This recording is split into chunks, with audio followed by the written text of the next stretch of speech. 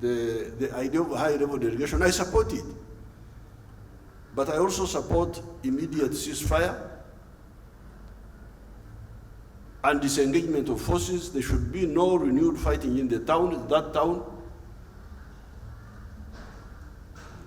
Then they can handle these other issues, and that high-power delegation will assist in contributing ideas so that we stop this really tragedy and mockery of African independence. Our elders were fighting for independence, for a better future,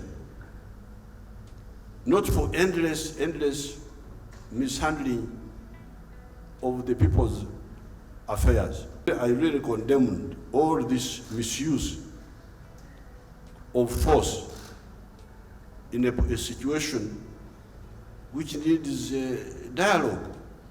And we must discover who is it in the Sudan situation who is pursuing illegitimate aims which are not principled. Who is it?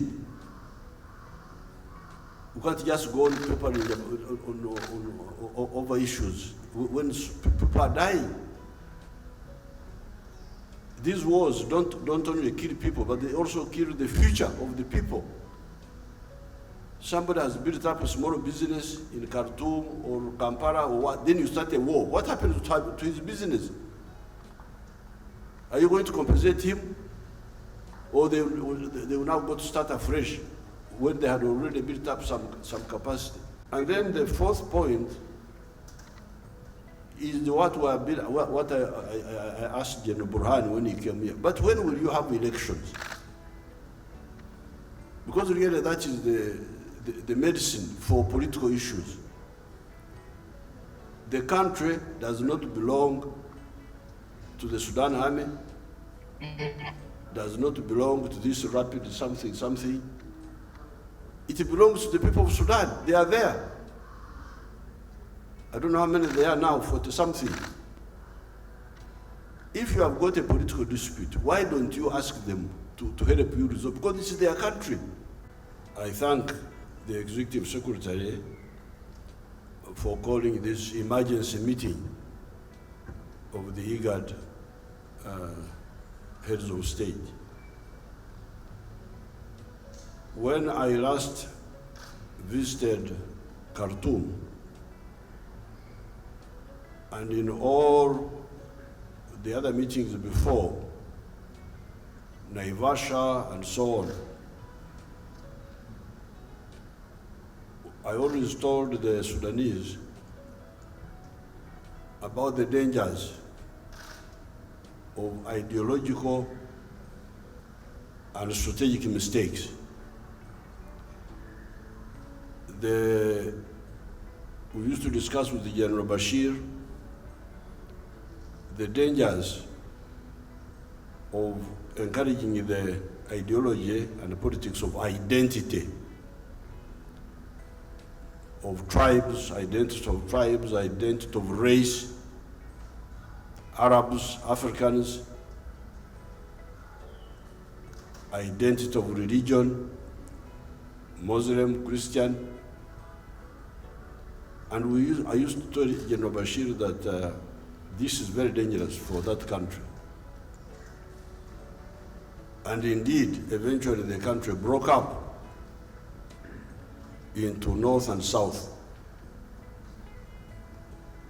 Now within the north, you still see some of these problems. So therefore, it is not correct to go on papering over mistakes year after year, decade after decade. And the ordinary people suffer so much on account of the ideological, strategic, and political mistakes of leaders. We must have principled politics. Even when you are to fight, you fight for a principled cause. Don't fight for just opportunistic causes.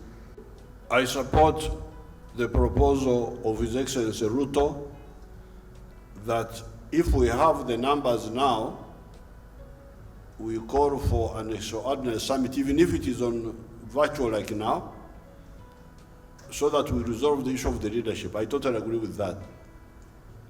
Now, on the second issue of what to be done now, our points person, our leader now, General Salva Kiir, should engage the two groups from now, tell them what we have discussed here, and see whether they can listen to us. I think that will be the immediate work, because he should be the one to contact them on our behalf and tell them what we have decided. I propose General Salva Kiir to head the team, because he speaks Arabic. Some of us can't follow Arabic, and he knows those people very well. And I propose His Excellency Ruto, because he's a younger man, he can run around than we old men. Then I propose the President of Djibouti, because being a Muslim, he can follow up what those Muslims are thinking. These are my three proposals. Thank you very much, Excellency. Thank you so much.